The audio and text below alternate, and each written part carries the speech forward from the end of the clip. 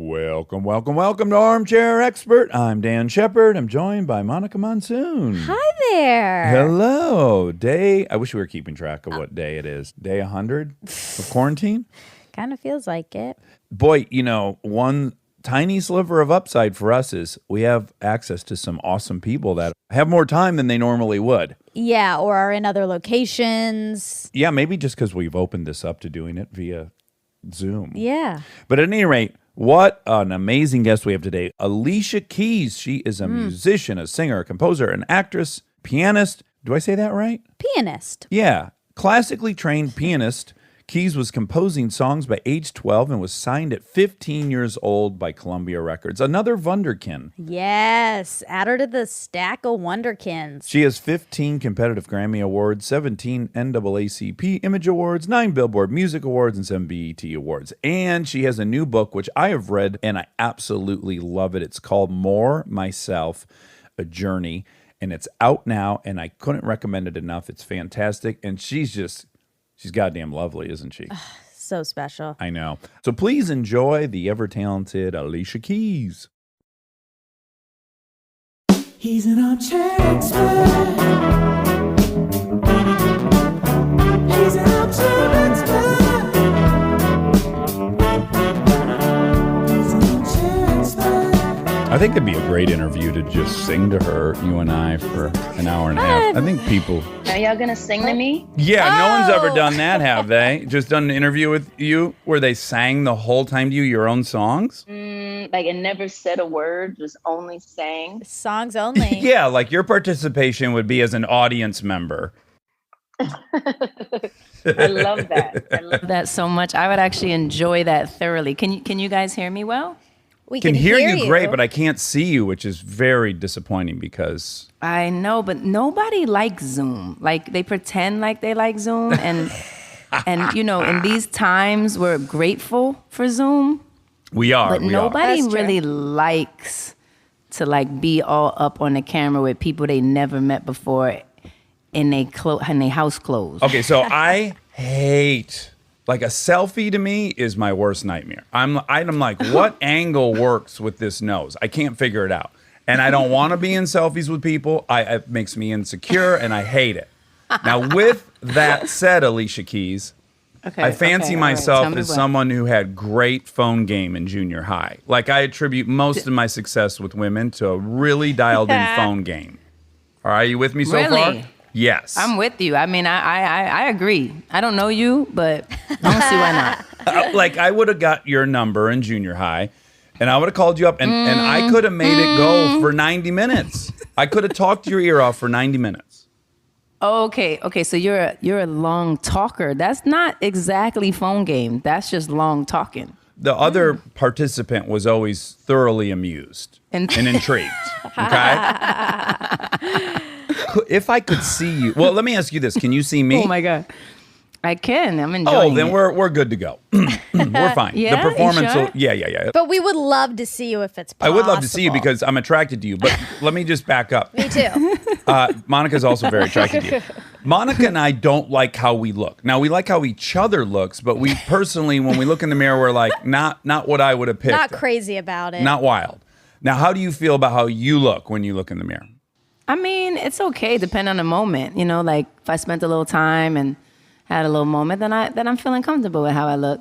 Okay. If it was just like currently how my hair is sticking up, but if I go get my hat, I will put on the face. Should I go get my hat and put on the I video? would love it. I would love it. Just wanted to have an intimate moment together. Yes. I want to see if you start reading a book while we're talking, that'll be a cue to me that I'm not stimulating you conversationally. I right? see. Okay. All right. Hold on. I'll be right back with my hat. Oh, I can't wait. BRB. I hope it's a sombrero.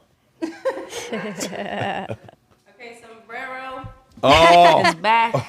Cannot Here wait. come the sombrero. Start video. Dun, dun, dun, dun, There you are. Dun, dun, dun, dun, dun, dun, dun, dun, Yay. Dun, dun, rainbow hat says somewhere Come on on, the rainbow hat. cap. Oh, it looks great. Fire. Awesome. Thank you for talking to me. Thank you for connecting with me. Is this social distancing distanced enough, or how are we doing with the distance of the social? Yeah, I'm not gonna blow up your actual coordinates, but yes, we're in excess of 100 miles away. So I think we're doing good. looking But what real about the good. two of you, though? Oh, we live together. We've been quarantined together. Got it. All right. Yeah, that's amazing. Monica, by weird coincidence, was living at our house for about 4 weeks before this all started because she has her own medical issues. She had a seizure, and then she wanted to make sure that if she had one again, someone was there to care for her. So she had already moved Definitely. in. So it just worked. Yeah. Wow. Well, that's perfect. It worked out Yeah. perfectly. Seizures can have an upside. Yeah. Can I say a couple things about you? One, we watched your Nickelodeon thing Yes. that Kristen hosted. Yes, that's right. And I wasn't saying this just because I knew I was about to interview you. What'd I say, like mid-song? Full body chills 3 times. Full body chills 3 times. It was, unbelievable. You got me that's good. Best compliment. Like, there's nothing better of a compliment than full body chills. That's all that ever matters. Oh, that started in the head, like came in the ears, started in the forehead, and then radiated down all the way to the tips of my toes. Goosebumps, hair standing on end. Yeah. Also, because you were doing it from your home or somewhere, it just is like, oh, that's just what she sounds like. Yes. It's so pure. I think the expectation was a little lowered because it was lo-fi, and then all of a sudden, I don't know the name of that song. Oh, it's called Underdog. Underdog. But you start playing your voice kind of like an instrument. I mean, that's so generic to say, but I mean really like you'd hear like a sax solo or something. There's just so specific. it's being played. Yeah. It's not just words. I love, right. I feel you. Yes. I love that so much. That's so cool. That's so good. I'm glad you got to see it. And honestly, I felt the same way too. I even got a chance to watch it back. I was also just really happy with the way that it felt. Because sometimes when you're in the mix, you don't, you feel good. I know I felt good about it, but you don't get a chance to be apart from it and just kind of listen to it. Yeah. And then I was like really happy with that too. So thank you. I appreciate it. Yeah. Now, I have to imagine there's songs that are more autobiographical, or they're about something you care specifically about. Like sometimes I imagine you're just in a good mood and you want an upbeat song and an empowering song or whatever the thing is, but surely there's some, right, that are pretty emotionally centered. It's never worked out well for me to just kind of like write a song. That's never gone well for me. And I've done it. I've tried. I say, or man, thinking about this kind of topic and this seems relevant to me right now, but it might not be like super personal or whatever. And I'll try to put it together and it sounds good. There's nothing wrong with it, but it just doesn't really go there. So Yeah. I have to say that although some are definitely, to your point, more touchy, like something about it is just very touchy at the moment, and that is triggered. But most of all the songs have come from somewhere that means something. Otherwise, I just find that it doesn't end up ever making the record because it kind of just falls off eventually. Yeah. I wonder if it's at all comparable. So I write a lot. Man, there's some scenes I write where I like blink and there's 5 pages written. And then there's other ones where it's like I'm killing myself for 4 days to write 2 pages to get through the exposition or whatever. Is it kind of like that at all? That's exactly it. The cool thing is that what I think I've learned, though, is trying not to judge the creative process as much, because even though some of the songs are like water raining down, it's just so natural. And then some I've have to craft and recraft and retry and replay and redo. And I'm like killing myself because I'm like, I cannot believe it. Why is this song giving me so much trouble? But then finally, when it finds its way, then it was worth it. So I try my best not to judge the creative process. Right. Like you're not going to say, oh, if this didn't come to me like this, it must not be meant to be. Be good. I'm cool with crafting a thing, crafting a piece of art. I'm okay with that. I give so little advice because I don't feel qualified, but my only good piece of writing advice I have is give yourself permission to write something shitty. Like the hurdle is starting writing. Once you're writing, guess what? You're probably not going to write something that's shitty. But if you just allow yourself to sit down and write something shitty, I think sometimes great things can happen. You're so right about that, because I think a lot of the things we're dealing with is like fear that we're not good enough, which we all, feel that and just experience that. And so, of course, you talk yourself out of it because then you don't have to prove yourself right, that you weren't good enough. Damn. But I do find that for me, even, there's times when I have sat down and write, and it has been shitty. And I'm like, oh, that's not good at all. I don't like it. And maybe a month later, I'll come back and I'll write a whole other song, but this one phrase from that one time came back in, and it meant everything it needed to mean. And I realized that even though I wrote something that was kind of not what I was hoping for in that time, I needed to do it so it could get to this time. So that's kind of a cool thing too. Yeah.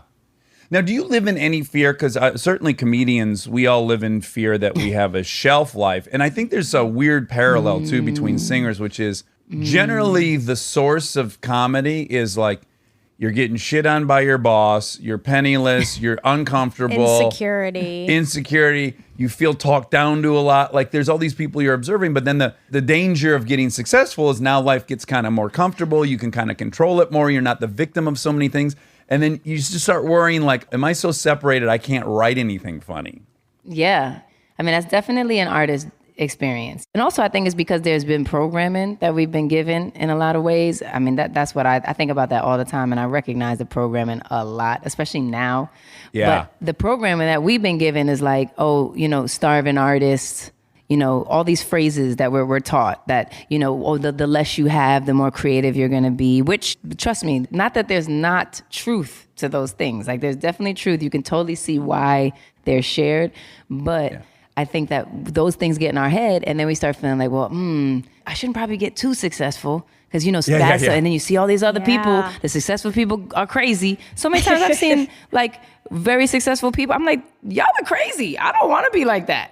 Sure. Right? So sometimes I think all of that gets in your way and then you subscribe to this story that you have some type of limit. Yeah. And me too. Trust me, I've been trying to break out my own personal limit that I put on myself for like a long time, which is a lot of what is in this book and this conversation that I'm having with myself and just with each other. Because I think we all experience this, but for sure, me, I can only speak for myself. The limits that I like put on myself and thinking that it was humility. That's the crazy part. I'm like, oh no, I'm just humble. So I don't need that, or it doesn't matter if that doesn't happen. It was the same thing as not starting to write because I was protecting myself in case something happened. And I was just like, nah, I'm good. I don't even need all that. It's fine. Yeah. And then I'm like shutting everything down before I even try to do something at all. And it's deep. So it is, right? And then even if you had to list like the top 100 songs ever written, I mean, I have to imagine 80% of them are either going to be about falling in love or leaving love, right? Mm-hmm, and as we get kind of healthy and you find yourself in a healthy relationship and a marriage, and it's like, oh, I'm not either going to be ending this or starting this. And that's such fodder for songs. Yeah, no, it's true. I mean, there's so much to write and there's so many perspectives. And I think that's my favorite thing about songs and songwriting is that it's literally like how a person sees a thing as to how it comes to life. And I just find that to be so fascinating, especially when I'm just listening or watching other artists or other writers or things like that. I'm like, man, I would have never thought of it like that. I would have thought of it like this. You know what I mean? So I think that to your point that I love the challenge. And I think what happens maybe even as life progresses, just period, I've found it's definitely a lot of loss, but I find that it's things that I'm losing because I'm growing. So it's a different version of loss. You know what I mean? It left me because I didn't need it anymore. Yeah. And sometimes it kind of presents itself, or even the anger that maybe you don't feel in your relationship because you're very pleased with it and it's going well. But I have a lot of anger for myself or a lot of anger for things that I find myself continuously doing or patterns that I keep repeating or things like that. And I'll pull that out. Yeah. And so I think the perspective definitely helps. But I do know what you mean. And artists always feel like it's about to be the end for them. For sure. Sure. Yeah, even someone as prolific as you, that's like weirdly comforting. But there is endless fodder because I don't know about you, but I love learning the same fucking lesson multiple times in a year. And I'll go, oh my God, that's right. I'm supposed to work out and be of service to people. And then I'm happy. And I'm like, I know that. I already know that. How many times do you have to learn that? Oh. No, that pisses me off so bad. Pisses me off. Like for a lot of years, I had a really big people pleasing problem, which I'm trying to figure out, is that a woman thing or a human thing? So maybe y'all could truly tell me, do you think that's a woman thing or a human thing? I think it's both. I think it's a human thing, but I think societally there's more pressure on women to be perfect and that Agreeable. likable, all these things. Like men, if they're intimidating, they can still be likable. There's still something that you can be drawn to about them. But if you're a woman, I don't know if you watched the Hillary documentary, but that whole documentary is just like, oh my watch God. it. You'll love it. It's You'll love it. unbelievable. Yeah. And it's all about that. Like you just see, she can't win. No She matter just what she can't win. does, it'll be labeled as either she doesn't speak up enough or she's a bitch or, like whatever lane she picks, there's going to be some well-worn female Judgment. attack. Yeah, some ridiculous judgment. Specific Like to women. she's not emotional enough, right? But then if a woman's emotional, then she's hysterical and can't run the country. Yeah. She'll, Irrational. Yeah. Yeah. Yeah, she's hysterical if she has emotions, but if she doesn't have emotions, why doesn't she have emotions? Yeah, y'all can't win at all. Yeah. Yeah. It's tough. So from the man's perspective, because I've said this before that I feel like this is a woman's plight. Yeah. And certain men have gotten kind of upset with me, and I can understand how they also could feel like that to some degree. So I'm just wondering, as a man, Dax, do you feel like that is also a man's plight or not so much? I certainly know a lot of men that have that kind of codependent people pleaser. And I've seen the people that just can't protect themselves. They can't say no or have a boundary out of the fear that they won't be liked or that all these things. And so I certainly see it in men, but boy, yeah, I think it's definitely, I think there's some nature and there's some nurture in that stew that make women particularly susceptible to that. Yeah, it's like the body image thing where I think men have body image issues too, of course. But I think there's more societal pressure for women. And it doesn't remove the men's plight or take away that they're going through the same experience. But it's just a matter of the cultural layer is a little different, I think, for women. Definitely. I've read a good deal of your book. That's awesome. I'm in bed. It's like 11:30. I'm like, I'll read it for 10 minutes and get a feel for what it is. Girl, I could not stop reading it. I swear to God, I stayed up till like 1:30 in the morning. I liked it so much. There were so many things I felt like I really related to. There's some geographic similarities. So like your maternal grandparents are from Michigan originally, right? Exactly. And then they moved to Toledo. And then so Kristen's whole family's from Cleveland, and Kristen's father was in radio, then became a news director, and your grandpa was a disc jockey and a news director.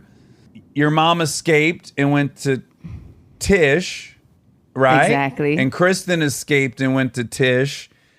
Oh, wow. But then the stuff that I felt really connected with was your paternal grandparents, Fafa and Nana, what was it? Yeah, Fafa and Nana. Yeah. Yeah, so they lived in Harlem, right? You lived in Hell's Kitchen, and you used to go there like every other weekend on the weekend that probably should have been your dad's, right? Right. Well, they actually by that time they moved to Long Island, but my nana did live in Harlem, and that's where they met, in Harlem. And then my grandfather wanted to like be the man and get her a house and move her out to the suburbs, and she was so upset because she was like, my apartment in Harlem was bigger than his house. Yeah.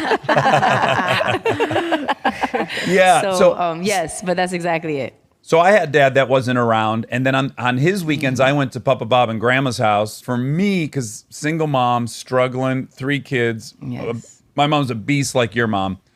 Yes. When I went to the grandparents' house, that was the time I got to be a child. They spoiled me. I got to eat macaroni and cheese. They bought me ding-dongs. It was all there. I was like, oh, this is what the other kids in my neighborhood are experiencing. This is it. This is what I've been waiting for. Yeah, there's just another level of love. I mean, it was just another level of ability to love in a different way because everything wasn't so on their back and on their shoulders and heavy and, you know, worried and everything like that.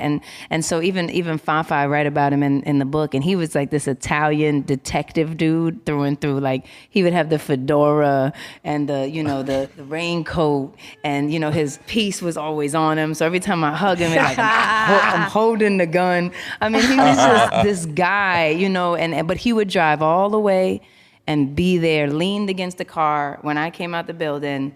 And the first thing he was like, "That's my girl," every time. And he gave me that like light and that type of welcoming, you know, so I never felt like I wasn't supposed to be there or nobody wanted me. It was like this beautiful love. And you added one little detail that says everything to me, which was he was early every time. Oh, he was waiting for me. I didn't have to be like, oh, it's Fafa here, it's Fafa here. No, he was there, ready. Oh, man. Yeah, because dads are late. Especially those dads, you know, certain dads tend to be late, and that's okay. I find they come around eventually because my relationship with my father has evolved, and I'm really grateful for it, and I'm glad that we've been able to find a way to really be friends, you know, because at some point I realized, okay, you don't have to be my daddy. Like, we could let that go. But we could actually be friends. We could know each other and get to know who we are as a woman and as a man and, like, respect that. Yeah, I had a therapist say to me one time, and I'm so grateful he said this. I was like, I'm at the point I think I might be done with this trying to have a relationship with my dad. I get frustrated. I get let down. I'm disappointed, blah, blah, blah. He said, look, it's not about your dad. Are you the type of person that doesn't talk to their dad? Like, forget him. Do you think you're the type of person when people would describe you as like, oh yeah, he doesn't talk to his dad? And I was like, fuck, I think you're right. That I'm the type of person that no matter what would continue to try. I would reach out. It would be cool. It's like I'm not harboring all of these things. Yeah. And I had a similar experience with somebody that shared a perspective like that to me that totally blew my mind, and it changed everything. She said, like, I'm always going to be disappointed. Like, I'm always going to be disappointed. I'm going to ask him to come to the thing. He's going to say he's going to come to the thing, and then he's not going to show up to the thing. And then I tell myself I'm not going to be disappointed because it's fine. I know he's not going to show up, but then he doesn't show up, and then I'm still disappointed, and I'm kicking myself because I'm like, why? You knew that already. I'm just over that. Let's just, like, forget it. And then I turned up to another level when I had kids, because I was like, you know what you're not going to do? You're not going to do this shit to my kids, because that's not happening. You know, so that, like, elevated. And she was like, so why do you keep asking him to do things that you know he's not going to do? And I was like, oh. She was like, it's like you're setting him up to disappoint you. You're like, you know, you have these different friends. You know, you can call this friend for when you need to vent, and you can call this friend for when you need to, like, be to an appointment on time. And like, that's who you call. Yeah, that's a great point. Why are you setting him up to not come through for you? It changed everything. Wow. And I was able to look at it from that perspective, and I was like, why am I doing that? Like, I'm trying to punish him or something. And in a way, I was. Well, and I think people do this in relationships a lot, where they, especially if people that have a hard time accepting that they're loved, they're having a hard time believing they're worthy of love.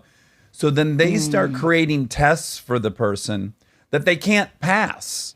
That was it. And it was deep. So that changed so much for me. And I was able to start a relationship with him in a new way, based on knowing who he is as a person and accepting who he is as a person. We do this thing where we try to make people who we want them to be, not who they actually are. And so I was able to, like, look at that. And I said, you know what? I'm going to stop asking him to do the thing that he's probably not that great at doing. It's just how it goes. And I'm going to ask him to do the thing that I notice goes well. And when I started doing that, we started to be able to connect, and I felt good. And, you know, so it's so deep. I thought in the book you did a really good job of being gracious about his position, which was he was 27. This was not a planned pregnancy. He kind of found out when your mom had made the decision, yes, I'm going to keep this baby, right? And so I think you're pretty gracious about recognizing, like, oh, this wasn't his plan per se. So, you know. It's hard. And who teaches you how to be a parent? At what point do you get the memo, like, okay, here's all the guidelines of how you parent. Nobody knows how to do this shit. It's literally super confusing. It's scary. It's totally a whole new world. And then The stakes are so high. it's not like you guys are married and you plan to live the rest of your life together. That's terrifying, because then you're like, oh my gosh, what do I do with that? Like, so I realized, obviously in the beginning I was totally, pissed off and heated and all the shit. And I talked about that too, because that's fair. I had a right to feel like that. But I also realized after a while, like, the only person that's angry, heated, and feeling this wrath that you swear you're slinging everywhere is you. Yeah. Because he doesn't have a clue that you feel like this. How does he know? He's going off, living his life, chilling. I'm sitting here harboring all the anger and like I'm darkening my spirit, holding on to something. But look, it's all a journey and it is hard. Not to say any of this is easy. It's layered and all that, but finally getting there, I feel you. And I'm glad that it came off gracious, because, that's how I feel at this time in my life for sure. We have a saying in AA, which is having resentments is like drinking poison, hoping your enemy dies. That's exactly it. That's Right? exactly it. Yeah. Oh, that's You're like exactly punishing it. yourself to get even with them. It's wild. Deep. That might be a song. Oh. I feel like that might be You don't a even need to song. credit me. You don't even need to credit All me. right. No, I'll just credit AA. Stay tuned for more Armchair Expert, if you dare.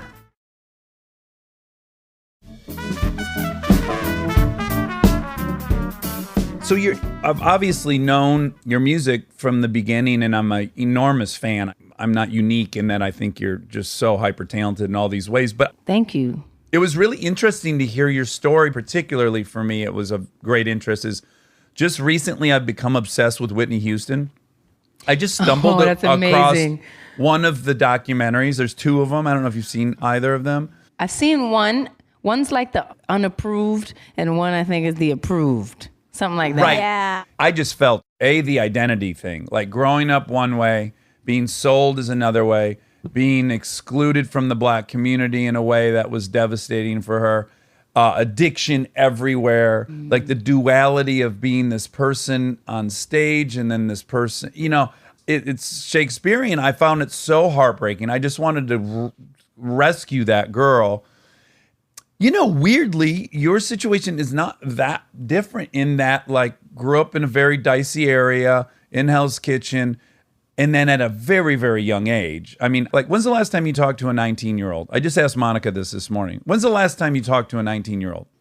Well, my husband and I, we have a beautiful blended family. So together we have 5 children. Oh, okay. And so he and I have 2 together, and then there's a 11, a 13-year-old, and a 19-year-old. Oh. So when I think about him, his name is Nas, and he's also an artist, and he's a producer, and he's writing and stuff. And he's, in a lot of ways, sometimes we're talking, I'm literally talking to like my freaking reflection in some ways, because, he's battling with school and trying to figure out, is that valuable for him, or how much does it take away from his opportunity to do his art, the whole thing that we all trying to figure out as we're going. So I have to say, I speak to a 19-year-old more often than not. And it sounds like you're talking to maybe the height of that example. And I'm not trying to be disparaging to 19-year-olds. I'm remembering myself at 19. And the notion Yes. that at 19 years old, you were, and I guess even prior to that, you had already entered into a record deal with Columbia, right? And they were basically doing to you what they had done to Whitney now. But you were put in a position where you were this amazing songwriter, piano player, singer, and they pretty much just wanted you to sing, and they'd write the songs, and they'd decide what your music was going to be like. It went south, and then you fought, and you said no, and this 19. bitch at 19 was like, no, I think I'll be writing my own stuff.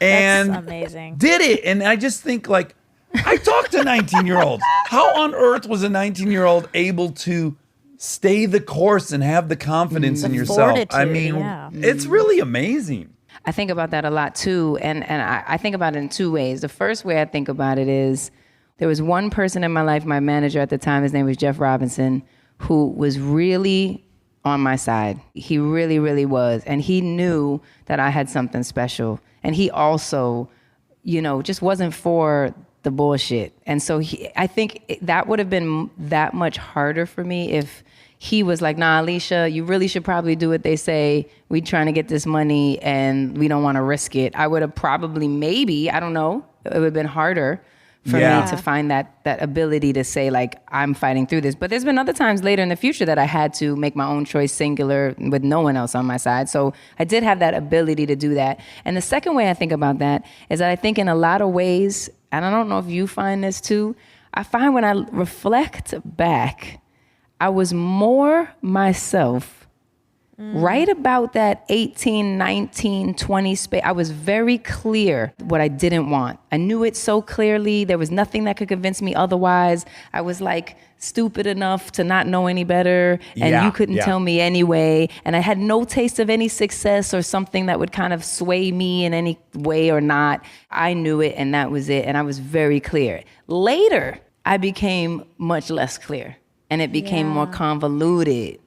Well, now I would imagine, I'm just guessing, but once you transfer into a zone where you're trying to protect success versus trying to achieve success, it's dicey, right? It's so deep. It's so deep. The amount of demons that you're battling, the amount of opinions that you're battling, the amount of self-worth that you're struggling with, the amount of doubt, the amount of bad people pleasing, because you get into that habit because you're like, well, I got to please them, right? I got to please them. Don't they have to like it? This whole idea of people liking everything you do. And it's a scary, scary, edgy sword that will cut you so bad. And so I think that's exactly it. That crossover between protecting what I had finally achieved and the difference between that and like dreaming was two different mental states. Yeah, I think it's a real weird transition for people because your first album was so enormously successful, and then of course there's this well-worn kind of pattern. What do they call it? Like the sophomore curse or something, where your second album, especially if the first one's been so successful, can be so overwhelming for a lot of artists that they just either can't write the album, or and the other great cliche is that your first album you had spent 19 years writing, in ways. The second one, you got like 6 months. Hurry up. Don't you have something to write? Write it. Yeah, and then that album, Diary, is, by all accounts, just as successful and just as many Grammys and all this stuff, and you really did it. But I am curious, what was the mental space going into the studio after the one album was so fantastic and everyone had celebrated you so much? Well, let me back up even a little further. What is it like to be in a tiny confined area, record these songs, do what you've been doing in your living room since you were 7 years old, playing a piano, and then you shove it off the dock, and then it is 20 million albums sold and all the nominations? Like, For do your you first feel album. fraudulent? Do you feel like, oh, I deserve this? Or do you feel like, holy fuck, am I lucky this can't repeat itself? Like, what happens in that? Can you even enjoy it? Or is it such a big thing to digest? At the time, it had been so long coming. When I was first signed, I was 15 years old, and then went through the different transitions between the different labels, and things changed on the business side. And I remember this one business manager I had was like, so is that album ever gonna come out or what? I mean, I would get tormented by people who would finally kind of think it was a joke. Like, this is probably not gonna happen for you, huh? I mean, it's been all this time. And I know they were joking, but they had no idea the angst and like acid that put in my throat, Yeah. And I started to say, maybe it won't. Maybe it can't. Is it ever? Could I ever? Will it ever? Well, can I just add, 4 years in a 19-year-old's life is a quarter of your life. So you know, or whatever, 1/5.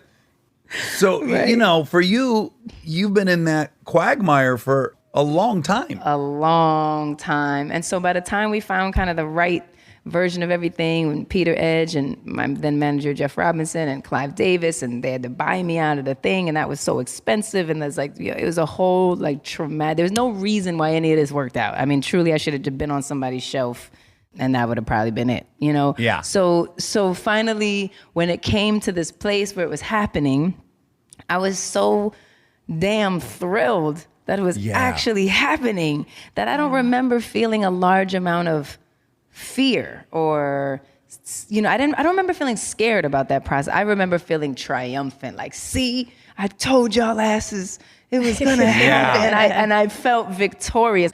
And then I think because I knew how long it had taken and how likely it was that it wouldn't, you know, like, you just don't know what's going to happen for you. Like, you don't know. And because I came from a place that was very minimal and we were always living paycheck to paycheck, I was always like so laser focused on whatever I had to do to make this thing work. I would have slept half an hour a day. I didn't give a shit. I would have done anything to just make sure that this thing I'd been working so long at finally arrived. And so I think that I put my head down and strapped my boots on so tight that I didn't see half of the shit. I mean, we would have some amazing thing, the Grammys, 5 Grammys, and the next morning I was at work. I didn't know what it felt like to be like, wow, this is so cool. It was a whirlwind. I don't know where I was half the time. I had no idea. But I think part of that saved me. I didn't have enough time to like pay attention to Go whatever. on that yacht in the Mediterranean and be celebrated. There was none of that. And you can't afford that shit. Even though I remember the first time I saw a magazine, I was in Europe and I saw a magazine and it was the first album and Fallen and the whole thing. And I was in Europe for one of the first times and everything was exploding. And I saw this magazine and it said, my picture on the cover, and it said the $189 million girl. And I said, huh? Oh. I was like, huh? Who? Where's it at? I wasn't seeing that 189 million. Trust me. So that was the first time it even dawned on me, like the level of monetary, you know what I mean? I didn't even understand what the business was actually accruing. Well, when you saw that, did you think, A, that's a lie, or B, holy shit, I made that money, where the fuck is it? And I've been robbed? I didn't quite feel I was robbed. I did know at that time, obviously, you're aware that, you know, you take a share and the other people take the larger share. And finally, you find yourself to a place where you can even those scales because it's like long enough that you can start to equalize it.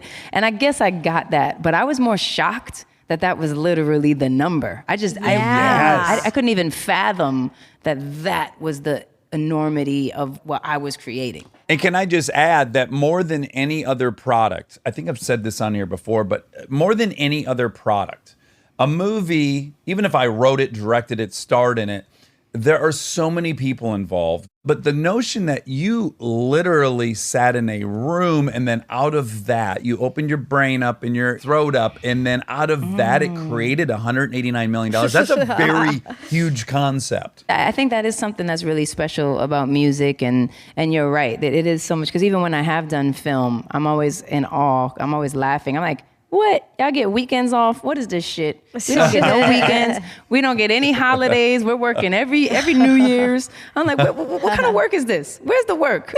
Yeah. It sounds like it's weirdly probably was a blessing that you were getting your ass kicked for 4 years, because I bet when it happened, you did feel at least like you earned it. I did struggle with this question of like, did I deserve it?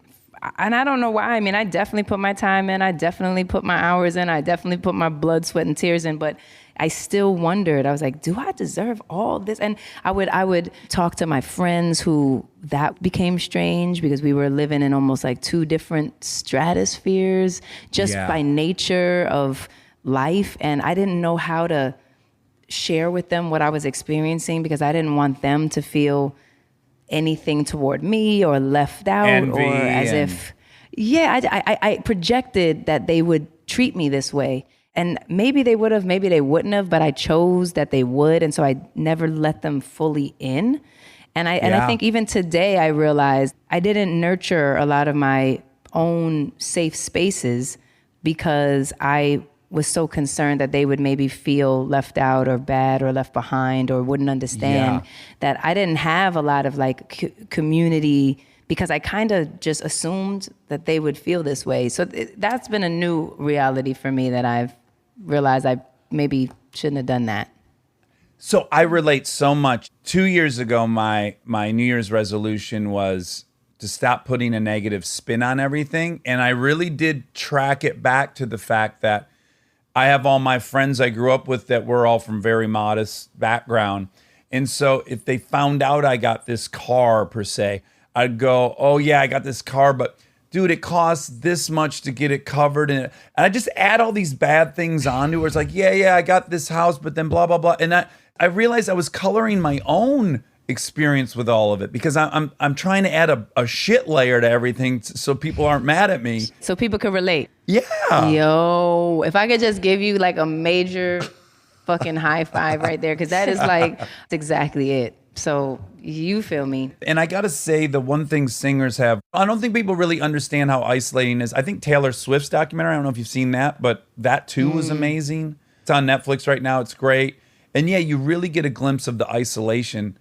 Because again, especially for what you and she both do, which is like you sit a lot with a piano and you're feeling all this awkwardness with your friendship circle that no one teaches you how to navigate.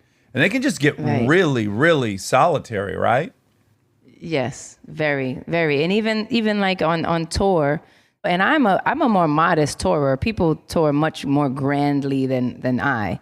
But even I, in a modest touring environment, could employ 100 people. 100 people on tour easy. And there's only maybe 10 people on stage, but all the stagehands, all the trucks, all the hotels, all the behind the scenes, all the stuff. It'd be like 100 people that I'm employing. And I'm by myself, because I mean, what? I'm gonna hang out with like the guy who packs up the guitar and puts it, I mean, maybe, but he's working later than me. He breaks the show down. And then, okay, am I gonna chill with the band? I mean, kind of, but then I'm doing like 100,000 meet and greets and they go back to the hotel and they're exhausted. And then I'm on my own bus because it's, better that way. You need some space and you want to have time to sleep and you got your stuff. So it's definitely, oftentimes you're in your hotel room and you're just like, where am I and who am I? And nobody's with me. It definitely can feel very, very, very isolating. And you say in your book, your life is in two chapters in a way. There's like before that album comes out, and then there's after that album comes out. Right. The one thing that I think my mother always did really well with me since I was a kid is she was always just, she's like, man, got that pimple on your face, right? It's going to keep you humble. Like she just was that type of mom. And, just simple things that she would give me a great perspective on, even with just, how to treat other people was just based off of how do you want to be treated? Like, would you like that if someone did that to you? And she would ask me like a 6, 5, 7, that's how you would like that if someone did that to you? And I would be like, I guess not. I think because it was just her and I, and because we were so loners and having to make it all, figure it out together, she definitely gave me those jewels that lasted a long time. And I think gave me that stability even through the mayhem and the chaos and all the weirdness that naturally kind of is created from this world. I feel like I always knew how to maintain the sanity. And I'm really grateful for that, because to the point of Whitney and the addictions and different people, if I did have more of that energy around me, I can easily see how you're led that way.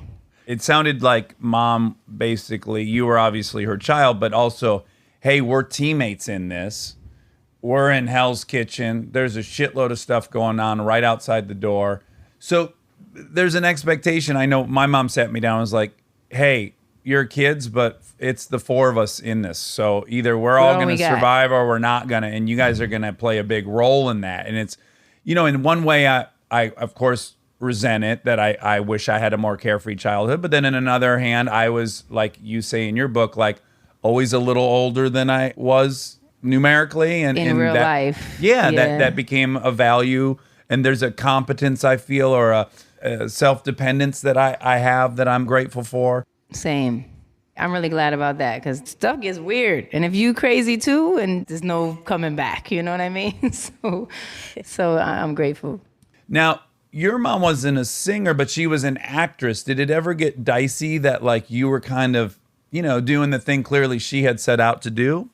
I never personally felt that. I do know that there's surely kind of competitive natures between mothers and daughters, and just overall just the relationship can kind of be a little bit interesting or strained, and she is definitely a very strong-minded human. Like whatever she says is right, and don't even think about challenging that or having another opinion. Like, do yourself a favor and just agree. So I think that was a very difficult energy to navigate for me in a lot of ways, just being super young. And as a young human, you know, of course, you listen to your parents, of course, and then starting to develop that muscle of having my own opinion, I think in some ways didn't develop that well because it was like this other opinion was so loud.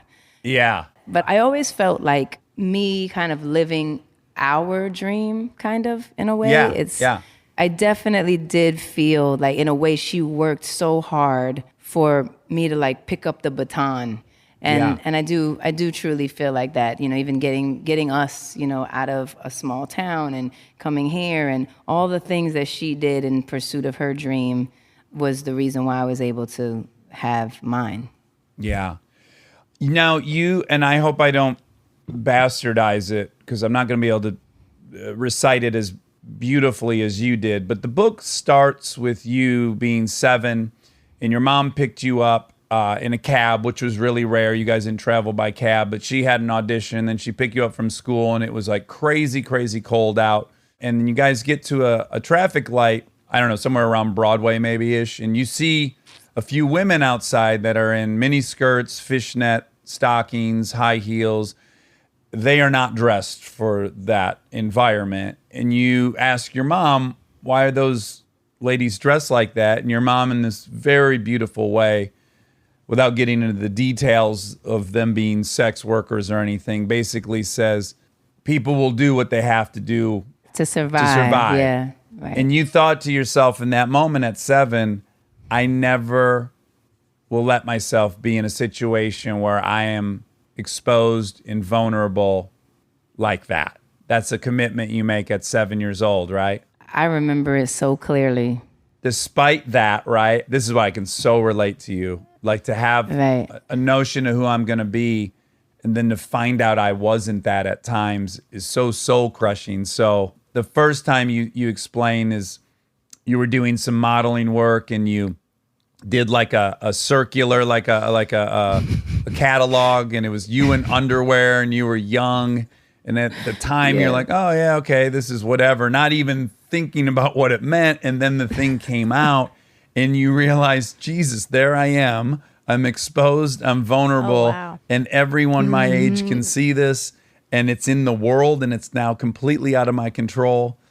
And you're like, oh, that's weird. I guess I did that. And then the one that even gets more heartbreaking is that your first magazine opportunity tied to the release of your first album, you go there. The photographer basically, you know, cleverly gets all your team out of there so that no one's there to protect you and starts pushing you. Oh, maybe the pants are unbuttoned. Maybe the shirt's this, maybe this. And then you leave. And then what you see on the cover is you covering your breasts with your arm, pants unbuttoned. And you said it made you puke when you saw it. And just the devastation of, wow, that's the opposite of what I wanted. It's the fucking thing I said that would never happen to me. That's so powerful. And I'm glad you can admit that someone that's smart and competent and has conviction, we can still end up there. Getting so comforting. Yes. Yeah, and you, it's true. Oh my gosh, it's so true. And thank you for, you know, recapping that so beautifully. It was cool to hear you put it together like that because it's just, you don't know how you get where you are, I think. And suddenly you're there and you thought you would never be there, and there you are. And I think that in a way I realized that had to happen, and it had to happen early. The universe, whoever, had to show me, like, this is what happens. This is what happens. You know, that this is how it goes. And if you don't create some boundaries for yourself and you don't create some type of check-in with your whatever you want for you, God only knows where it can go. So it's part of the growth, it's part of the process that helps us to figure out who do we actually want to be and at what point will you actually stand up for yourself.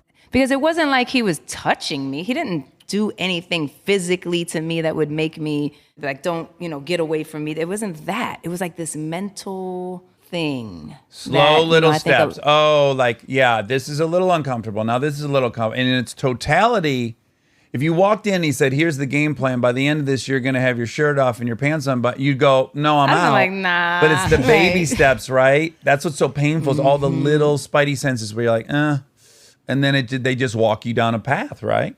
It's ill. It is very interesting. And to this day, I, really, really work on trusting that gut. Like that whole gut check thing where even if it's just the smallest thing that's raising its finger like, I don't really like this. Something about this is weird. And even if I can, and I'm so good, like we all are, at talking the sense into it. No, it's not like that. The only reason why you feel like that is because that person's a little bit aggressive and it'll be fine. And they might just had a bad day. And I sit here and talk myself into or out of that gut check. And so I really work very hard daily right now to say like, that was the first thing that came to you. Listen, like there's a reason why that came up for you. So stop trying to make it okay. So that's a hard process. Yeah, and I think, well, one, I love that you make a point to say, I'm not against nudity. I'm not against any of this. What I'm against is being sold one thing and delivered another, which I think we can all relate to. But I do wonder if what made you vulnerable to that situation, if any of it was, you're 19, man. You're trying to fake it till you make it a little bit. Like you got to embody a pop star. So you're kind of like, oh yeah, I'm down. Oh yeah, I got this. I know, part of that fraudulent thing that I think we all carry a little bit is like, I know that when I've been in that situation, I've regretted some of the things. Mostly it was because I was trying to act like I knew what was up. Like, oh yeah, I get that. And I think the other thing that I dealt with a lot of, and again, this is another daily practice that I'm constantly working on, is this thought that everybody knows better than me.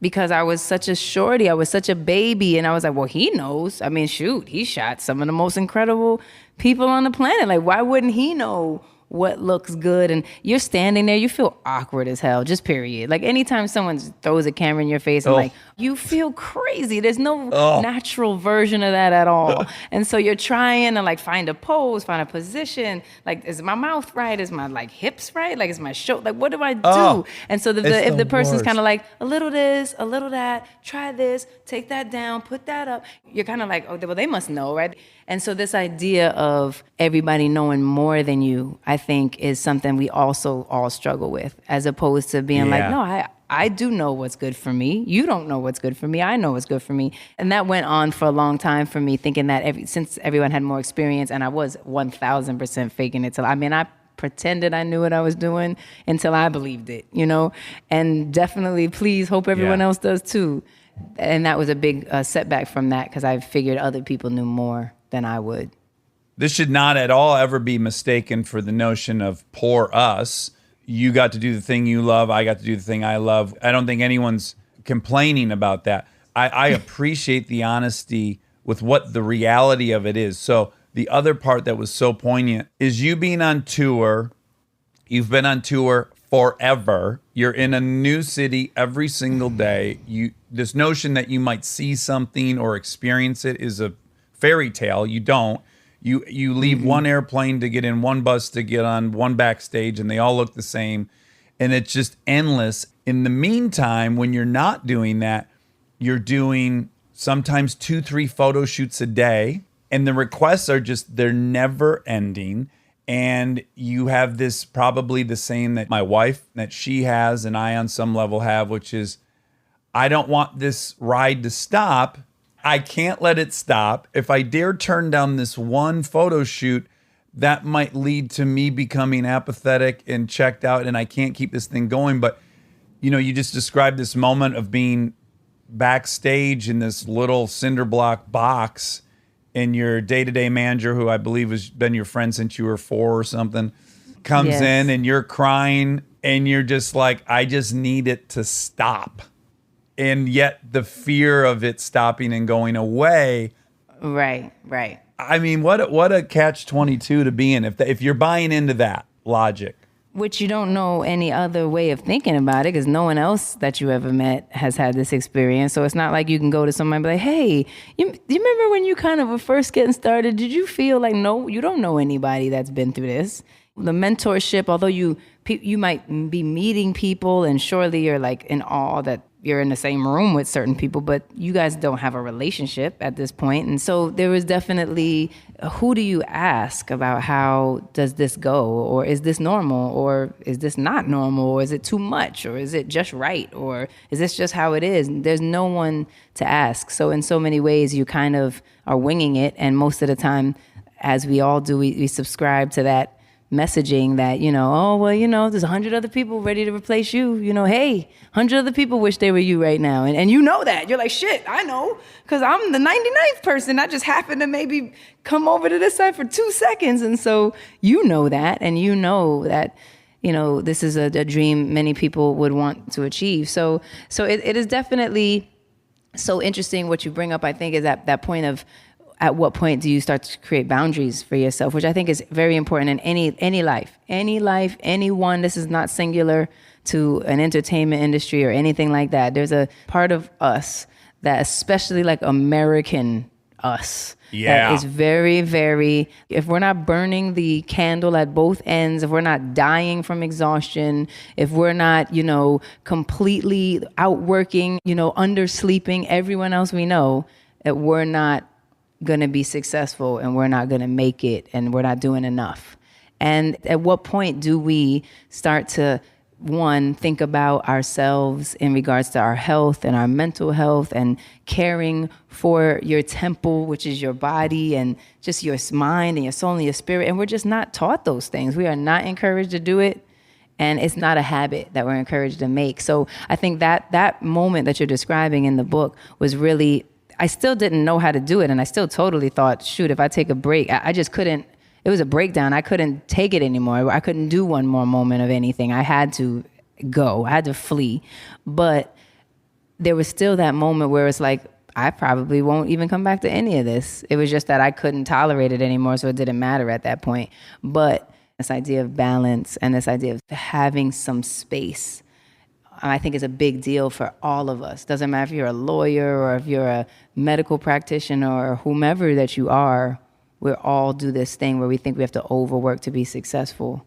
Well, and then Dax talked about his New Year's resolution from 2 years ago, and mine was to stop answering "How are you?" with "Great, I'm busy." Because it is like everyone's go-to, because like you said, it feels like you're not worthy or productive if you're not burning the candle at both ends, if you're not busy all the time, if you don't have a million things going on, if you're not overworked, you feel like you're not good enough or you're not doing enough. And I was like, that's a problem that we're all going around saying, I'm so busy, I'm so busy, I'm so busy. So true.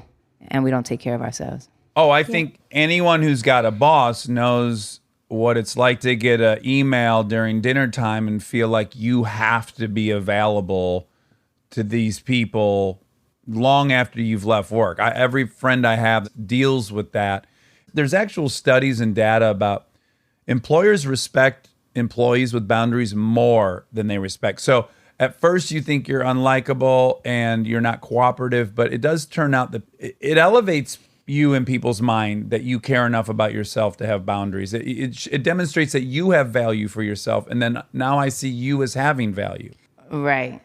I'm enjoying this this is too good. Let me tell you, this whole podcast world it's good. I didn't realize it was this good. The reason why it's so good is because everything else is such a damn rush. Like, you going on Jimmy Kimmel or James Corden, and like you got 5 minutes or less to tell like the funniest story you could possibly tell and try to relate to whoever you can, and then get the hell on and do the quick song and bye.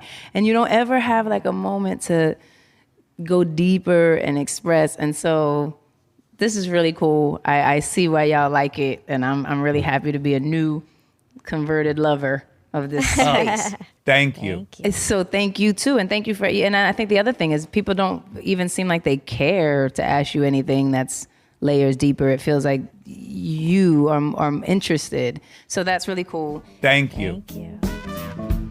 Stay tuned for more Armchair Expert, if you dare.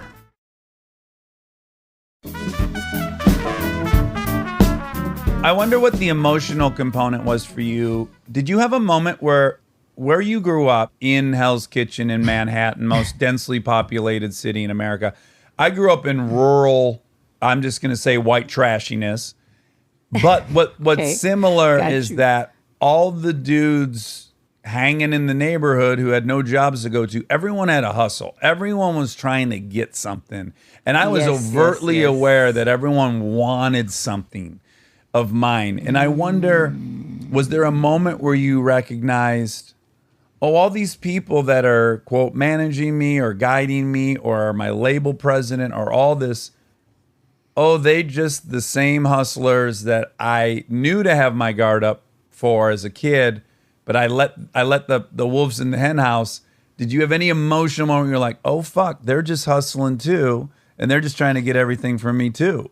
And what does that feel like? Does it feel like betrayal? Does it feel like heartbreak? Do you expect it? I think that I have been blessed to have some people who really did genuinely want to protect me, I think. I really do. I think that they did want the best for me. They did want to save me from what they knew was such a dirty, greasy, grimy, take type of business. And then kind of spit you out like, oh, I got what I want from you and you're finished now to me, you know? So there's so much of that energy in this space that they did want to protect me. I think that, of course, by nature, it's difficult because you are putting together a friendship and business. And I actually do believe that friendships and business can excel and can work. I'm not of the mind, like separate friends and business. I don't think it always has to be like that. I truly know you can be friends and do good business. Well, I live with my co-host, so See, so that'll tell you everything you need to know. But I think that it also, by nature, it does make you have to be more aware, I think, because I think later I started to realize that a lot of the things that I even thought were my dreams were other people's dreams that I was executing for them. yeah. And a portion of that is a beautiful exchange. You know, I help you reach your dreams, you help me reach my dreams. Together, we're all growing. There's balanced state. There's surely something really good that comes from that. In an unbalanced state, it starts to be, I think, deceiving as to, does a person really want this for you or do they want this for whatever it might be? Yeah. And I think that's where it becomes so necessary for you to have your kind of gut in check and for you to have clarity about what you need and what brings you happiness, because you can find yourself taken away by all these things that are, you know, motivating people for reasons that might not always be in your best interests. And you might have not even totally realized it. So I did find that I had to start to become more aware of that, where I would probably be a little bit more trusting, because I was like, but this is mine, he's been with me for, and we got such a, and look at, you know, we're doing so. And also still be awake to the fact that, okay, but what do you need? And making sure that it's okay, that you're good with that. And then if it all adds up, then great. Everybody can get what they need and it's all cool. But you can get lost in it, I think, sometimes. Well, isn't the overriding fear really for all of us that if I have these boundaries, if I create this hurdle for somebody, that might be the thing that I find out, oh, they didn't love me that much, that we think we have to be totally available for somebody, doing it on their terms in order to deserve their love, when we're just nervous to find out that if we have this hurdle or this boundary that someone might bail out. Isn't that like at the bottom of it all? That resonated with me. And since so much of our lives, you know, because of our different experiences and the different bruises and wounds we're trying to nurse all the time, with abandonment is at the root of so much of what fuels us or what gives us that level of fear or that underlying tone that we don't even realize.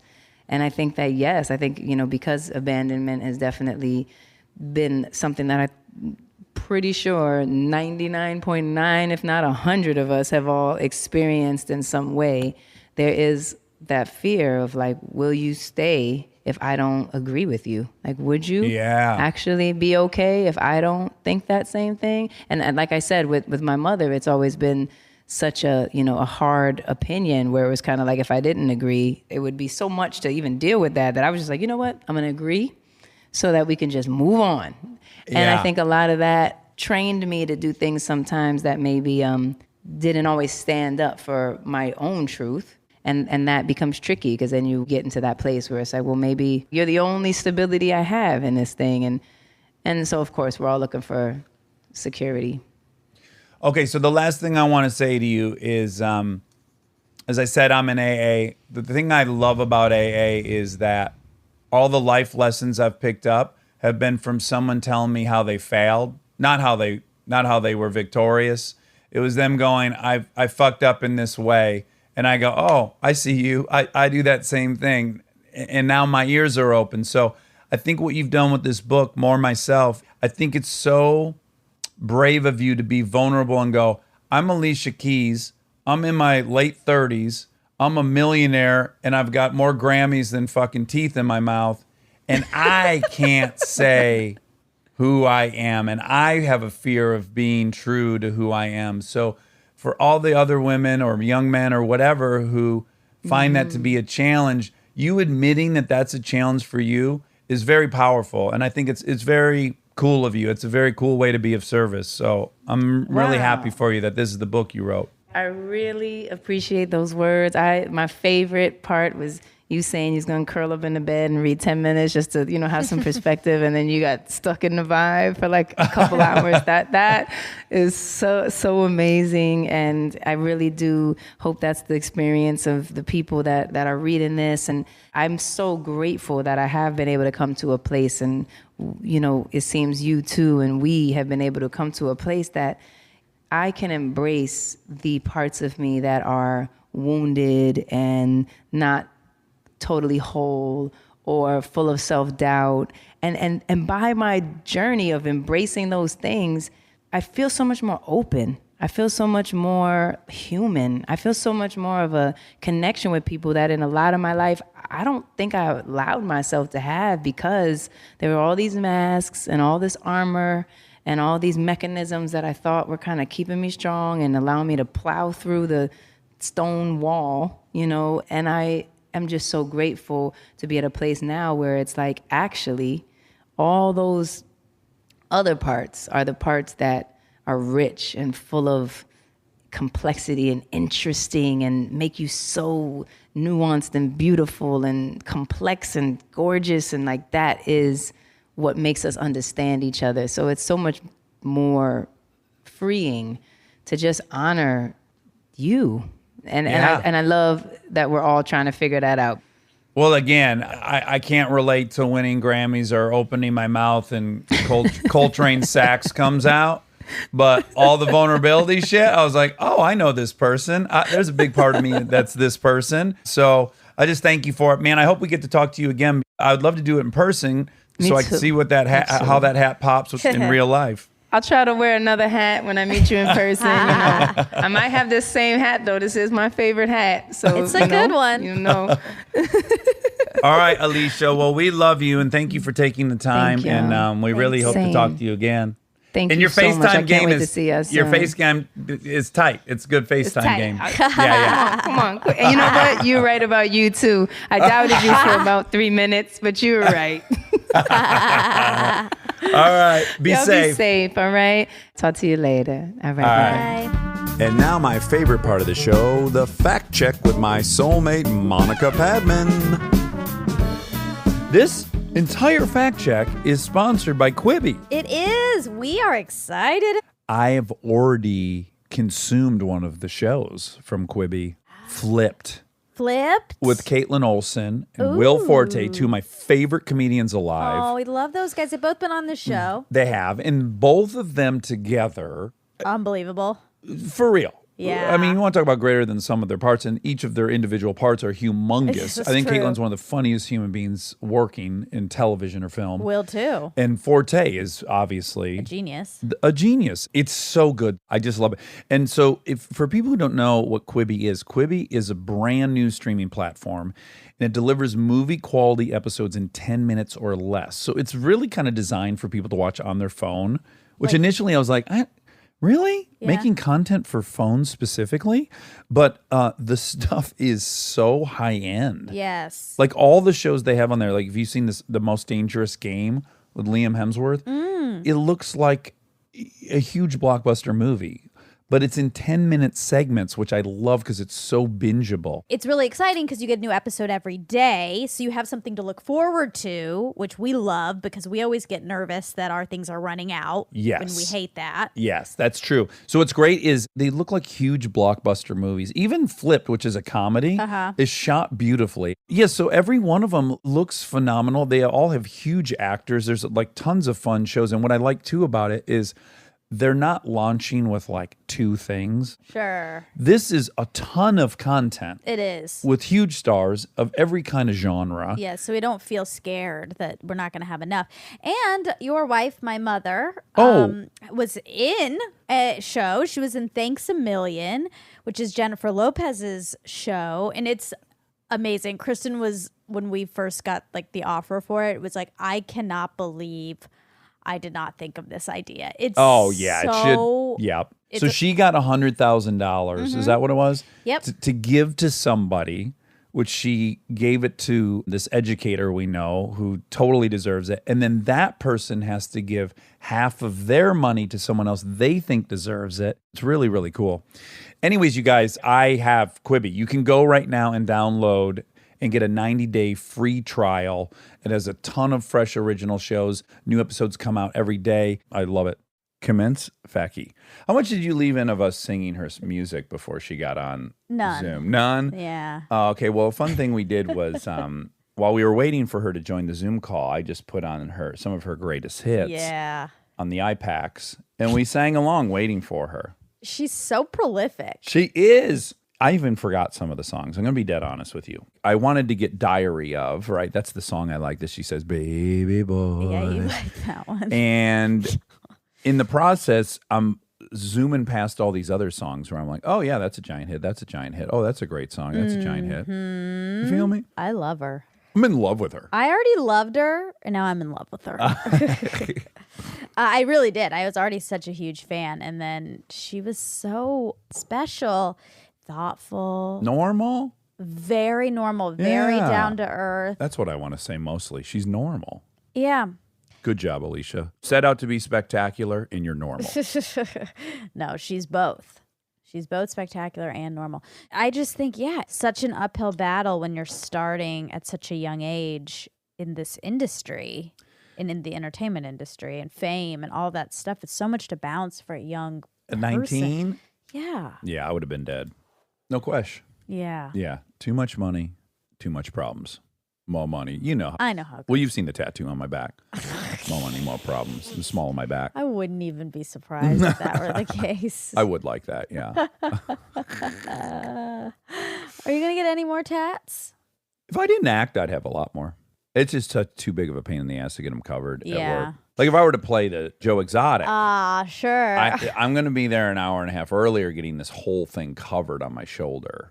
Do you think he had any tats of tigers? I have to assume so. If he didn't, that would be ridiculous. Like I've got maybe car he had tattoos. a strict policy to not have any tats. Mixed business with Yeah. pleasure. Yeah.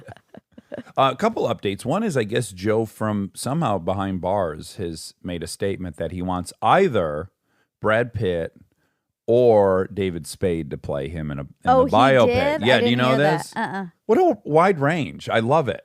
Well, everyone It's like- wants Brad Pitt to play them, so that's just Yeah, you know. yeah, that goes. I guess, yeah, everyone wants. I would want Brad Pitt to play me, even though my story wouldn't make a ton of sense if he was playing me. Like I want Charlize to play me. You know? Oh, you do? Not really. If anyone could do it, if anyone could pull off brown face no, in a no, non-offensive way, I don't think she. it'd be her because she turned into Monster. Remember Monster? Yeah, she played. she's very transformative. Yeah, very So your best friend Aaron Weekly is here. He's leaving tomorrow. How do you feel? sad. Yeah. I've been having so much fun laughing at absolutely nothing. None of our jokes translate to anyone else because you guys are constantly around and we are just laughing so hard about the same 4 things.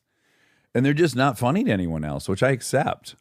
But boy, are they funny to us. Almost every single thing becomes about bass and mackerel and steelhead and sturgeon. Well, that's true. Most things lead to fish. But I agree that generally feels pretty insular when you guys are in it. Yeah. It doesn't feel inviting. Not really. Yeah. It's hard because I don't know if anyone thinks any of that's funny. I can only speak for myself. Yeah, speak for yourself. Speak for yourself.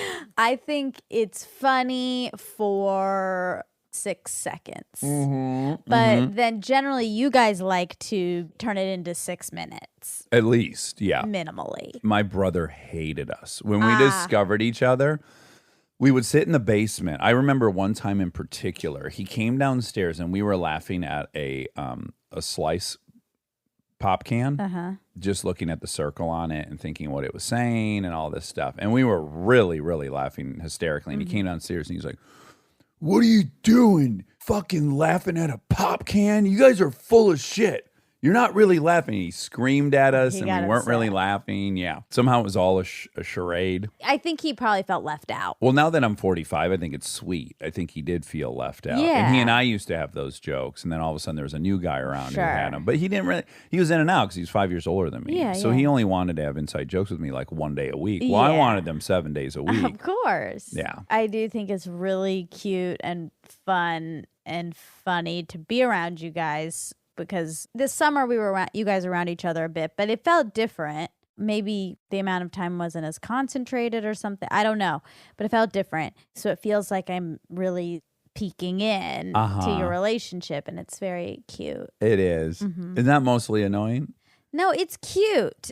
It just feels very excluding. It feels a little excluding. Yeah, which you know is not my intention. I want everyone on board. Oh, I I wish know. everyone thought the pills. So there are goop pills called Why Am I So Effing Tired? Yeah, and they are good. They work. They work. And Kristen gave some to Weekly, and then he was taking them. He loved them. And then he happened to read on the bottom that it was chocked full of sardines and mackerel and all these fish. Yeah.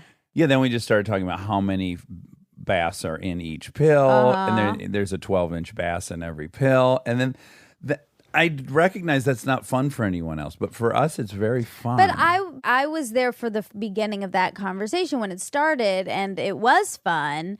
But then we just beat it into. Well, you just took it to a new level. But then it felt, once it hit that, like, oh, there's no place for me in this conversation anymore. So then I'm just sitting there watching you guys do a thing for 10 minutes, and then I had to get up and leave. Yep. Yeah. I recognize it. I don't really know what to do. What would you do if you were me? Because it's really funny for me. Oh, our newest one, right, is a gangbanger who cares a lot that his friend pursues his artistic dreams. Have you been listening to that one? That's the one that took over the last couple days. Okay. And it was like a gangbanger, and he really appreciated Hector's contributions to the life and to gangbanging, but he noticed he's really good at comedy and he should do an open mic night at the Laugh Factory. And what's funny is that this gangbanger knows all the names of the different places.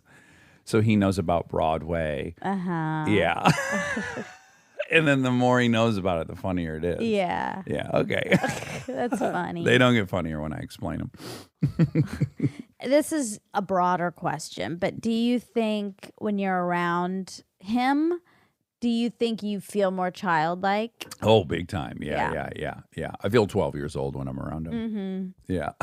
Which I like. Yeah. He's also being textbook Weekly. He is who he is since he was 11. Yeah. Which is, now he has 2 puppies. He has no business having these puppies. Oh, it's they're such an errand. so cute. Textbook Weekly. He ended up with 2 puppies that he now is taking care of and realizing, oh shit, this is a ton of work. They're so cute. They are cute, but that's the sweetest part about him is he's anything that sounds like a good idea. Yeah. We're opposite in that way. Oh, interesting. I would have went straight to the 6 a.m. them whining and shitting course. everywhere. I'm like arrested or confined by too much frontal lobe thinking. Me too. Yeah. And he's just like, yeah, if they look cute in that moment, let's get them. We'll worry about the rest later. He's a very nice boy. He is. He's the sweetest, right? Yeah, His he essence is just sweetness. Okay, Alicia. Okay, Alicia Keys. Okay, so you said that I'd been living at the house for a month before quarantine, but it had not been a month. They hadn't. No. How long About had it? 2 weeks. That's it? Yeah. When I left for Colorado? 2, yeah. I've never had less of a grip on time than I currently have. I know. I think everyone feels that. No one knows what day it is. No. What's going on? No. Thank God they extended that tax deadline. Oh, right. 'Cause It's nobody June now. knows what. Yeah, people would not. They would have missed it unintentionally. Where's our calendar? right behind the curtain. Oh, it's lost. We got to move it to April. We do. I want to see who it is. Me too. What choice male body? Okay, so which Whitney Houston doc is the official one? The Miramax one is the official one. That's the one that the family was participating in. You know, that was directed by Kevin MacDonald, who did Last King of Scotland. Which one? Miramax. Oh, really? Yeah. Oh, I love him. I know you like that movie. He's a very prolific commercial director in England. Oh. Prior to doing Last King of Scotland. I used to know about him. Well, we just watched Bad Boys. Yeah, the third one. Which is not directed by Kevin MacDonald. No, nor is it directed by Michael Bay, which was a shock to me. But it was fun. It was. It was very Michael Bay. It was I good. was It was good. surprised. I was really surprised. Yeah, you were surprised you loved it. And then we watched the first one. We went back to watch the first one. We haven't finished it yet. Yeah. But I'm really excited. This is all leading to the second one. That's the one where they had a humongous budget. That's your favorite. Obnoxious budget. Just visually, stunt-wise, that movie's hard to beat.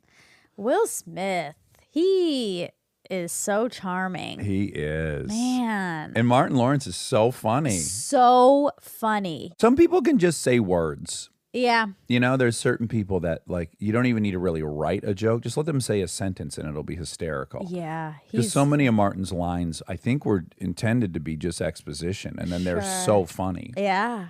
Yeah. Blessed. Hashtag blessed. Hashtag blessed. Blame it on Jesus. Hashtags. Hashtag blessed. Blame it on Jesus. Anyway, so yeah. So Miramax and then the Showtime one,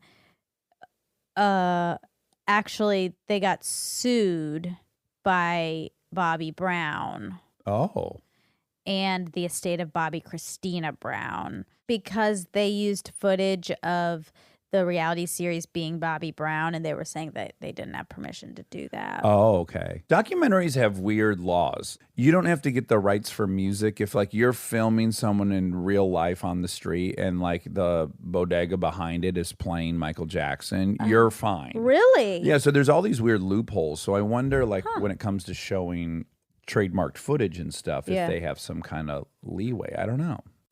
Okay, you said, what do they call it? The sophomore curse, sophomore slump. Oh, sophomore slump. Sophomore slump. Okay. She talked about mother and daughter relationships being hard. Yeah.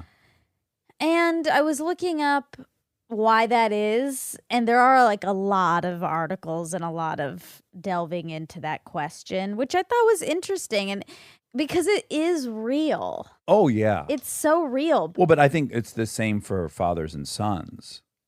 I think, like, both same-sex parent-child relationships are wrought with potential. Yeah. Because for guys, there's, like, this weird alpha tension. Like, who's going to be the leader of this family? When is the son old enough to not be told what to do? It sounds different when his dad's telling him not to do something. It sounds like a challenge to his manhood. Sure. There's all this weird autonomy stuff that you need to get from dad more than mom. That's interesting. One thing that people were saying, which I thought was interesting, was that women's rights are changing so rapidly that from like generation to generation, they're really different. Oh, yeah. Uh-huh. So girls aren't just going to follow in line with what their mother did or what their grandmother did because things are changing so much. Yeah, they might reject the lifestyle the mom had. Exactly. And the mom might feel judged by that. I think that happened with my Exactly. mom and her mom. Yeah. So, some articles I saw were crediting that as being an issue, which I think really makes a lot of sense. Yeah. It's weird, and I'll not be able to relate to this, but I do think in some ways, like, some dads have built some steady, great business that they work their ass off for, right? Let's say they've got like a family roofing company and they've got some employees and some trucks and the tools, and then you got this son, and you want to hand over this thing you work so hard to your son, and then you find out your son wants to play guitar in bars, Yeah. which seems so high risk, and you're scared for the son. And you did all this really for the son. Yes, to hand over something turnkey, and then they don't want it. It feels like A, you don't appreciate this thing I built for you, and then B, you're scaring me by this other choice. Yeah. Yeah, it's all complicated. It's complicated. I could imagine, though, I know nothing about Alicia's mother. I don't know if they have any issues whatsoever. But let's just say I can imagine if you're Alicia's mother, who was raised in Toledo, Ohio, Her dad did not want her to go pursue acting. She moved, to New York. She did it on her own. Yeah. And now she has this daughter. And now she gives her daughter the childhood she wanted, which is, yes, let's put a piano in the middle of this 1-bedroom apartment and let's dedicate your life to this. And I'm going to support this like crazy. And then your daughter gets this thing that you maybe wanted. Yeah. And you're going, oh, if I had this, I would be her. So I think Right. that's complicated. Sure. And then you, I bet, want to have some ownership over that so you feel a part of it. Like this is a result of all this nurturing I did. And then as the child, you're like, no, I wrote these songs. I practiced. Yeah. At least I have no idea what the relationship is, but that's certainly a dynamic that's ripe for some challenges. Oh, for sure. I think the times that I got grumpiest at my dad is when like he would casually kind of mention in a way that at least I interpreted as him saying, I got my sense of humor from him, or like taking some kind of credit. Yeah. That was always really triggering to me. Or he'd say like, I'm the one who quit a steady job and started businesses over and over again. I'm the risk taker and you got that from me. And As an adult, you didn't like that. yeah, I didn't Yeah. like it. 'Cause Because you in my felt mind, I like was it like, was taken no, you away. left at 3 Uh-huh. and you don't get to claim any of this because Yeah. you weren't around. Yeah. But a bigger me should have included him in this experience. I'm sure that does have a lot to do with the fact that he left, because I don't have any of that. Like Stuff with your dad? or my mom, as far as like taking credit. Uh-huh. Also, they don't. Like, Right. they don't ever say, like, oh, you got that. Like, I think they are more like, where'd you Where'd get this girl that? come from? Yeah, where'd you Yeah. get that? But every now and then, and normally it's the other person. Like, my mom will be like, oh, you got that from your dad. Oh, uh-huh. For some reason, I like it. Uh-huh. I like it more. And I think maybe part of it, which is deeper, is in a weird way, they're giving their spouse a compliment. Yeah. Oh, you get your discipline from him. Uh-huh. I hear that as, oh, you think he has a lot of discipline. Yeah. So I like when they give each other compliments. That is nice. They have to do it via this other channel. Well, the inescapable truth is, you got everything from both of them, and I got everything For from. sure. That's just the cold hard facts of Well, reproduction. yes is that and no. I Yes got and no. all of my genes from those two people. Genes, yeah, Yeah. but the cultural layer I do think is large. Yeah. If you have a chip on your shoulder, like I have had a lot of times in my life, you hear everything as taking credit away from you. Yeah. I mean, I have that, but I don't have it with them. I don't know why, but I do have it with everybody else. Uh-huh. I need a lot of credit. Oh, even I triggered you yesterday on accident by saying you don't need me anymore. Yeah, you were talking about the show. How good your Monica and show's Jess. doing. Yeah. Which I'm so proud of and happy for. Yeah. And I said, you don't need me anymore. But that didn't feel to me, that wasn't you taking away credit. You were giving me credit. Yeah. But But somehow it was, I didn't like Yeah, you didn't like how it didn't No. land how I wanted it to. Well, I guess implied in it is you needed me at one point, which is not what I was ever suggesting. No, and I don't think that's what bothered me. I think what scared me is the idea of things are separate. Uh-huh. Or that I'm saying in some capacity that now I can go my own way and you can go your own way. Maybe like this is your show and that's my show. Oh, uh-huh. And I don't feel that at all. I feel that this is our show and Yeah. that's our show. Uh-huh. I especially feel that this is our show. Yeah, of And course, so I get as you should. scared about the idea that like it's all separate or something. Right. But I didn't intend any of that. Oh, I know. Yeah. I know. I was just saying you're a media mogul now. And I was proud of you. I don't know if people are keeping up. I had a very big challenge assigned to me last week and I have completed it. You did? Yeah. Oh my God, when? Yesterday. While you were talking to me? No. Oh my God. So I guess we'll have to wait for the Everyone will cliffhanger. have to wait for Wednesday. We'll Well, talk first of all, I'm about it. proud of you for accomplishing that challenge because I know you weren't looking forward to it. Yeah. The challenge was I had to have phone sex. Yeah. And I was very scared. Uh-huh. Yeah, it was an experience, that's for sure. Memorable? It was memorable. Yeah. It was memorable. Yeah. It'll be inextricably linked to Corona too, like which is a period of your life you'll remember a lot. It's Anyways, true. yeah. Oh my God, it's true. Actually, I was thinking that recently. We have a guest coming up a week from today who talks about basically having like this like visceral memory of a period of time in his life that was like kind of hard. He talks about like in a comedy club and he can like remember the smell and like walking up the stairs. He has this like really deep memory of it. And I was thinking about it after, and I think the memories where you're most vulnerable are more etched in. Oh, sure. Yeah. Like those they're you scary. can repeat. Your body can repeat more because you're like more open, I think, to the world, and then it gets etched. I agree. So we're vulnerable right now to Corona. So things that are happening now are going to feel pretty visceral, I think. I do too.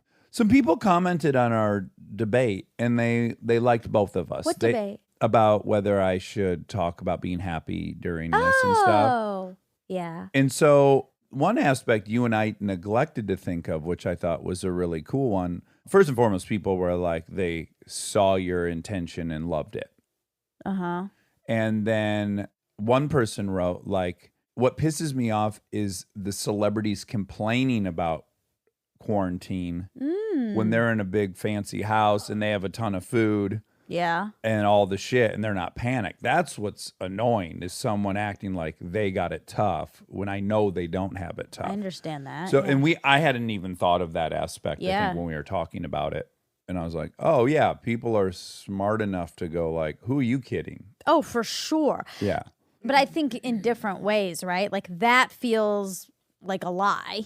Or fraudulent. Or I think some of these celebrities are sincere. I think they also might be going through a hard. I mean, I don't. It's not fair for us to say they aren't. Maybe they're outdoor people and they're real community people, and that they are unhappy. Yeah. But that's what's a little tone deaf. For sure. I personally think all of that is absolutely true. If someone's walking around complaining when they have it far, far, far better than most people, that's a problem. Like, I would never ask you to complain. And I, at the same time, would say maybe don't strut how fantastic everything is going. Yeah. Maybe like more of a middle groundy. Yeah. Oh, again, fuck the money factor, which of course is huge. But the real advantage I have over most people, I'm with a ton of people. Yeah.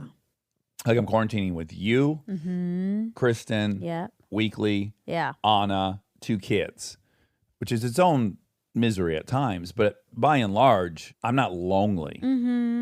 Definitely. There's no loneliness happening. No. In our house. No, absolutely If anything, it's just like everyone wants a little space. Occasionally. Yeah. But anyways, that's probably one element that's making me enjoy it more, which is really not money related. 100%. Yeah. That's very true.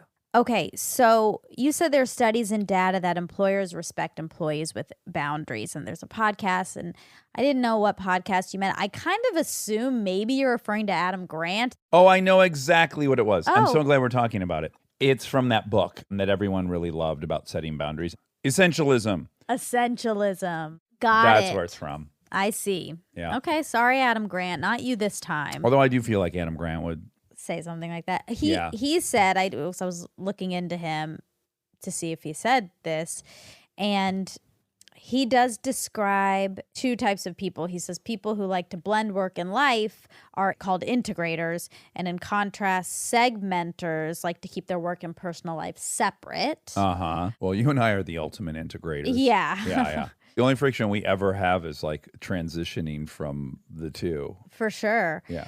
But he said, in general, segmenters, so not us, report better well-being than integrators. But I know why, because you're never turned off. Like, you're never present for either, probably.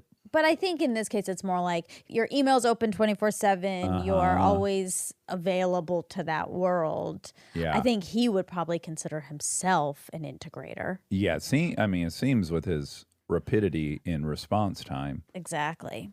Okay, you said Hell's Kitchen is the most densely populated city in America. I just meant Manhattan, but yes, continue. Okay, Gutenberg, New Jersey.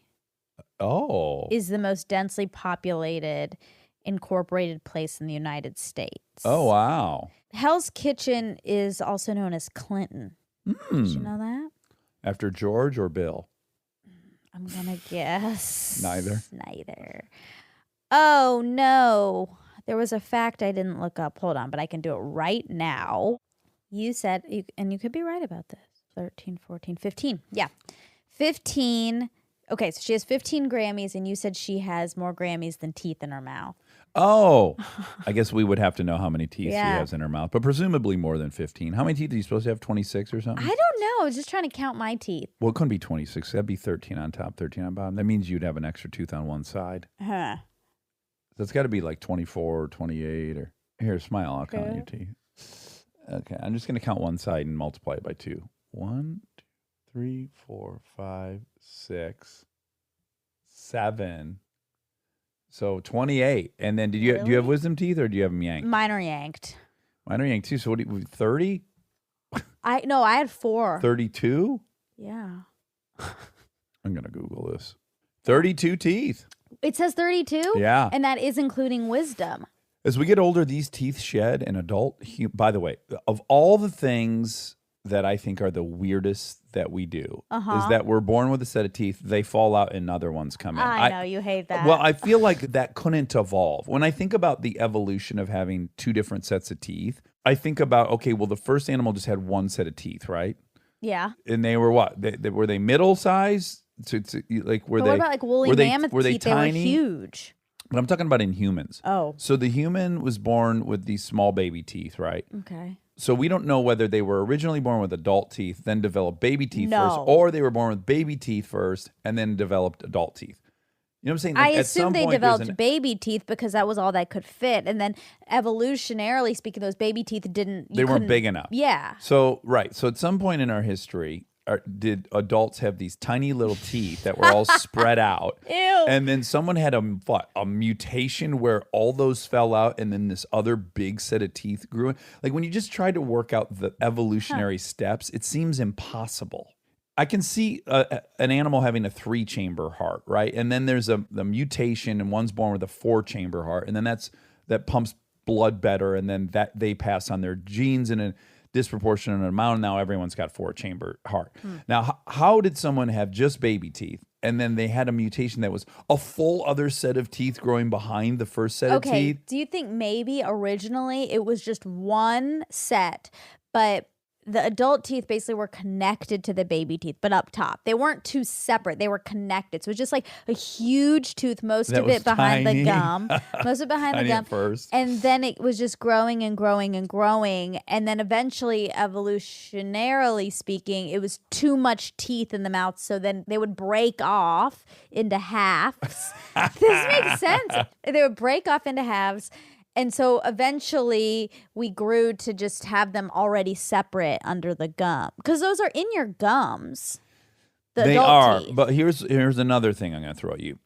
It seems to me it would be easier for the DNA to evolve to just have the teeth be malleable. So they're baby when you're small and your head's too tiny to fit these big teeth. And then the teeth themselves are able to just grow and expand, and then some more come in as there's more room in your mouth. That makes way more sense and seems less complicated But than bones just can't grow. reject all those teeth and then grow big ass ones up top and then send those down. But I don't think that material can grow. Keratin is that what teeth are made of? Calcium and I mean, they grow at some point. They start as cells and they become teeth. So they do grow originally to become teeth. but they stop just like our bones stop growing. Same thing. Well, our bones never stop growing. What do you mean? They don't stop growing. They're constantly replacing themselves. You know what I'm saying? But they're not growing. Like my bones grew till I was 15 or They're whatever. not growing longer. Yeah. But they are replacing themselves. Right, but they're not expanding like they were. They did for years, They many did years. for years and then they stopped. And then they stopped. So same with the teeth. But the teeth should be able to grow and expand like your bones. But It's a weird solution that there's just a full set of big ass adult teeth sitting above the tiny teeth. I don't think I think it makes the most sense out of all of these. That would be like saying, okay, you're born with baby bones, and then at some point those baby bones have to protrude from your skin and reject it so that these big adult bones can grow in. That's the system that exists in our teeth. But the bones don't work that way because bones don't have any purpose if they're outside of your skin. Teeth do. You have to No, I'm use saying them to kick them out. chew. Kick them out. Your teeth fall out.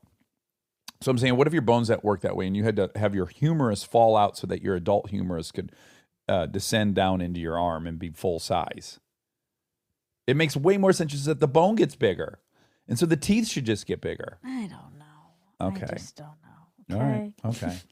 There's one dentist that's still interested in this conversation, but he's so frustrated with how little we know about it that he I know. probably He turned it she off. threw her Walkman out the window. Okay. That was all. That was all? Yeah. Well, I love you. I love you. I love you. Bye.